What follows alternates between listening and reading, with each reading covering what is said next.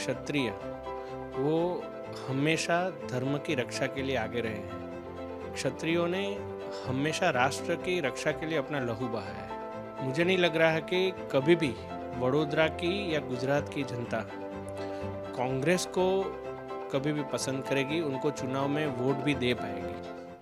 Vadodara Lok Sabha seat से BJP candidate Hemang भाई हमारे साथ मौजूद हैं, उन्हीं से बात करेंगे। हेमांग भाई, किस प्रकार से चुनाव प्रचार आपका चल रहा है? क्योंकि जिस सीट से आप लड़ रहे हैं, 2014 में प्रधानमंत्री नरेंद्र मोदी भी इसी सीट से चुनाव लड़े थे। लगातार 2 बार रंजनबेन यहाँ से सांसद रही, हालांकि तीसरी बार उनको रिपीट किया गया, लेकिन विरोध के चलते उनका नाम बदला गया। और आपको जब टिकट मिली है, कितने आश्वस्त हैं अपनी जीत को लेकर? पहले तो आपने बहुत सही कहा कि आदरणीय वड़ा प्रधान श्री नरेंद्र भाई मोदी जी यहाँ पे चुनाव पहली बार लड़े थे और वडोदरा वो मोदी जी की कर्मभूमि रही है। मोदी जी जब स्वयंसेवक के तौर पे थे तब भी वडोदरा में उनका निवास रहा है और वडोदरा के लोगों के दिल में मोदी जी बसते हैं। और जो बात आपने कही, मैं जहाँ तक मानता हूँ, हमारे 2 बार के सांसद आदरणीय श्रीमती रंजनबेन भट्ट अपनी इच्छा से उन्होंने इस चुनाव से अपना नाम वापस लिया है और जैसे ही मेरा नाम का जब डिक्लेरेशन हुआ, वो बहुत ही अच्छे तरीके से मुझे सपोर्ट भी करते हैं। मैं एक बहुत छोटा कार्यकर्ता हूँ, यहाँ पे म्यूनसिपल स्कूल बोर्ड में डिप्टी चेयरमैन रहा हूँ और डिप्टी चेयरमैन रहते रहते मुझे ये जब जिम्मेदारी मिली, पहले तो मुझे इस बात पे विश्वास नहीं आ रहा था, पर जैसे जैसे सभी हमारे वरिष्ठ धारासभ्य और हमारे सांसद श्री और सभी संगठन के हमारे सब पदाधिकारी जिस तरीके से मेरे सपोर्ट में आए और सभी कार्यकर्ताओं ने जिस तरीके से मुझे, अभी 1 महीना और 2 दिन हुए मेरे नाम का जब डिक्लेरेशन हुआ, उसके जिस तरीके से पूरे प्रचार में उन्होंने मेरे साथ कंधे से कंधा मिलाकर काम किया, मैं मानता हूं कि ये सिर्फ भारतीय जनता पार्टी में ही शक्य हो सकता है कि परिवारवाद और सामंतवाद से दूर रहकर किसी छोटे से छोटे कार्यकर्ता को भी एक बड़ी से बड़ी जिम्मेदारी मिल सकती है। अच्छा, जसपाल सिंह पढ़ियार आपके खिलाफ कांग्रेस की तरफ से चुनाव लड़ रहे हैं। कितनी चुनौती आपको लगती है, क्योंकि पूरे राज्य में क्षत्रिय आंदोलन चल रहा है? ऐसे में कहीं विरोध बड़ौदा में भी हमको होता हुआ दिखा है, सीएम की सभा में विरोध होता हुआ दिखा है। क्या लगता है आपको, क्योंकि पिछली बार रंजनबेन की लीड 5.90 लाख की थी। इन परिस्थितियों में जब क्षत्रिय आंदोलन भी चल रहा है, कितना आसान है इस बार? मैं मानता हूँ कि क्षत्रिय वो हमेशा धर्म की रक्षा के लिए आगे रहे हैं। क्षत्रियों ने हमेशा राष्ट्र की रक्षा के लिए अपना लहू बहाया है और जिस तरीके से ये जो टिकट कांग्रेस ने डिक्लेयर किया है, मुझे नहीं लग रहा है कि कभी भी वडोदरा की या गुजरात की जनता कांग्रेस को कभी भी पसंद करेगी, उनको चुनाव में वोट भी दे पाएगी।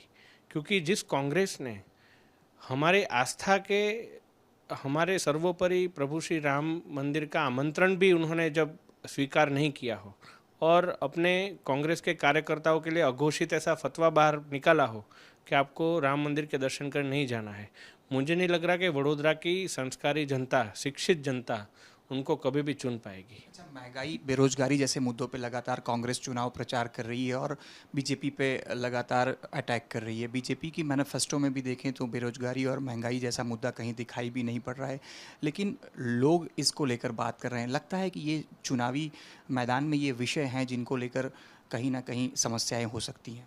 इसमें ऐसा है साहब कि कांग्रेस के पास कागज़ 3-4 ही हैं, वो हर चुनाव में वो लेके आ जाते हैं। वो महंगाई बेरोज़गारी की बात कर रहे हैं, यहाँ पे हम स्वरोजगार पे आगे आ गए हैं। 10 साल के अंदर आप सोचिए 128% से ज़्यादा स्टार्टअप्स की बढ़ोतरी हुई है। मुद्रा लोन में आप जो मैनिफेस्टो बोल रहे हैं, बीजेपी उसको मैनिफेस्टो नहीं बोलता, बीजेपी उसको संकल्प पत्र में ये बात रखी गई है कि जो मुद्रा लोन की 10 लाख की जो राशि है उसको बढ़ा के 20 लाख किया गया है। आयुष्मान भारत का जो योजना है उसमें पहले सिर्फ गरीब तबके के लोग आ रहे थे, अभी 70 से ऊपर के सभी हमारे वृद्ध, हमारे सभी सीनियर सिटीजन्स उसके अंदर आएंगे, उनका कोई भी इकोनॉमिक क्लास हो। तो अभी जब देश विकसित भारत की तरफ आगे बढ़ रहा है, उनके पास कोई नए विचार ही नहीं है, कोई नई बात ही नहीं है जिस पे वो बात कर पाएंगे। तो मुझे नहीं लग रहा है कि अभी प्रजा उनकी बात सुन के भी हंसती है और ये जो पूरा एक दूसरे को गाली दे दे के आगे आए हैं, गुजरात में आप देख रहे हैं आम आदमी पार्टी और कांग्रेस का गठबंधन हुआ है। आप याद करिए वो दिन कि जहाँ पे केजरीवाल जी कांग्रेस को इतना गाली दे के अपने मुख्यमंत्री बने, और अभी सिर्फ और सिर्फ हमारे विकसित भारत के बीच में रोड़ा डालने के लिए दोनों हाथ मिला के अभी यहाँ पे खड़े हैं। 7 मई को जब चुनाव होगा और 4 जून को जब रिज़ल्ट आएगा, मुझे लग रहा है कि आप भी कहीं ना कहीं दिल में ये बात जानते हैं कि गुजरात की राष्ट्रप्रिय रामप्रिय जनता कभी भी कांग्रेस को चुन नहीं पाएगी। अच्छा, कांग्रेस की प्रियंका गांधी गुजरात में चुनाव प्रचार के दौरान कहती हैं कि अगर 400 पार बीजेपी आती है तो संविधान बदल दिया जाएगा। वन नेशन वन इलेक्शन की कांग्रेस बात करती है, जिसको देश के लिए खतरा बताया जाता है। आप इस बात को कैसे देखते हैं? 370 और 35A के टाइम पे भी यही बातें हो रही थी, खून की नदियाँ बहेंगी, ये होगा वो होगा। अभी क्या हो रहा है? जम्मू कश्मीर में पहले तबके में आपने देखा कितना अच्छा वोटिंग हुआ है। मुझे नहीं लग रहा कि ये सारी बातें में जनता उस पर रत्ती भर भी भरोसा कर रही है। उनका वो स्क्रिप्ट उनके लोग, क्योंकि उनके पास अपने तो विचार है नहीं, 2-3 ऐसे जो हायर किए हुए हैं वो उनको स्पीच लिख के देते हैं, वो यहाँ पे आके बोल देते हैं, पर उसके अंदर कोई वैचारिक ग्रेविटी मुझे दिख नहीं रही है। तो मैं तो दूर की बात है, परंतु एक सामान्य मतदाता भी उनकी बातों पे विश्वास नहीं करेगा। वो गुजरात में घूमने के लिए आए हैं, अच्छा है, गुजरात टूरिज़्म हमारा इतना अच्छा है, आगे अगले इलेक्शन में आपको दिखेंगे। अच्छा, आपका समीकरण क्या कह रहा है? क्योंकि रंजन बेन ने 2019 में 5.90 लाख की लीड हासिल की थी। किस प्रकार से आपका चुनाव प्रचार जा रहा है, आपका आकलन?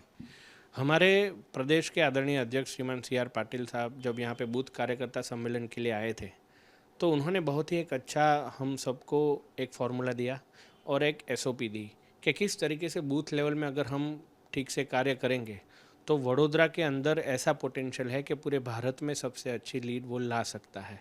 और उन्होंने हम सभी कार्यकर्ताओं को एक लक्ष्य दिया है 10 लाख का, कि वडोदरा के पास ऐसा पोटेंशियल है कि हम 10 लाख लीड भी ला सकते हैं। और उन्होंने हमको प्रॉमिस किया है कि अगर CR पाटिल का भी रिकॉर्ड टूट सकता है मतलब? अगर हम 10 लाख का लीड लाएंगे तो पाटिल साहब ने हमको ऐसा प्रॉमिस दिया है कि वो हमारे विजय रैली में भी आएंगे। तो हमारे यहाँ पे तो ऐसा है कि the speed of the boss is the speed of the team. अगर पाटिल साहब का ये अगर लक्ष्य हमारे लिए है तो हमारा, मेरे सहित एक एक कार्यकर्ता दिन रात अभी उस लक्ष्य को पार करने के लिए लगा हुआ है। 10 लाख लीड का लक्ष्य लेकर हेमांग जी, जो कि बीजेपी कैंडिडेट हैं, वो चुनावी मैदान में है। लेकिन बरोड़ा सीट की बात की जाए तो साल 1998 से लगातार इस सीट पर बीजेपी का कब्जा रहा है। कैमरा पर्सन साजिद आलम के साथ अतुल तिवारी, आज तक, वडोदरा।